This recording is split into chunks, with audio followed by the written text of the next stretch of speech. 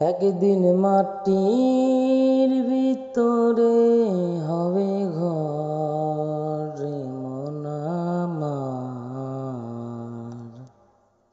কেন বান্ধ দালান ঘর ওরে মন আমার, কেন বান্ধ দালান ঘর। একদিন মাটির ভিতরে হবে ঘর রে মন আমার, কেন বান্ধ দালান ঘর ওরে মন আমার, কেন বান্ধ দালান ঘর। আসসালামু আলাইকুম রহমতুল্লাহ বারাকাতু। দেশে এমনকি দেশের বাইরে যারা আছেন তাদেরকে জানাচ্ছি আন্তরিক ভালোবাসা। আমার পক্ষ থেকে হাজারো লাল গোলাপের শুভেচ্ছা।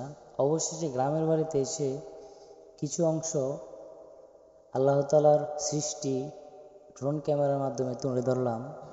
তো উপর থেকে জিনিসগুলো অনেক সুন্দর দেখা যায়, মাশাআল্লাহ, যেন মন জোড়ানো দৃশ্যগুলি খুব ভালো লাগলো আমার কাছে, যা বলার বাহিরে।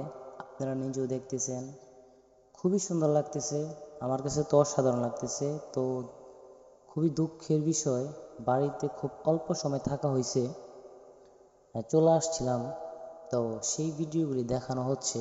তো ভিডিওটা কেমন হইতেছে বা কেমন হচ্ছে, প্রাকৃতিক দৃশ্যগুলি সব কিছুই তুলে ধরলাম আপনাদের মাঝে। তো ভিডিওটা অবশ্যই দেখে কমেন্ট করবেন যে কেমন লাগতেছে, এমনকি ভিডিওটা কেমন হয়েছে, কিভাবে হলে ভালো হতো, ঠিক না? তো দেখেন, এই যে পুষ্কনির উপরে কিন্তু একটা নেটের বেড়া ছিল। ড্রোনটা আমার উড়াইতে খুবই কষ্ট হচ্ছিল, কারণ আমি কিন্তু এখানে নতুন।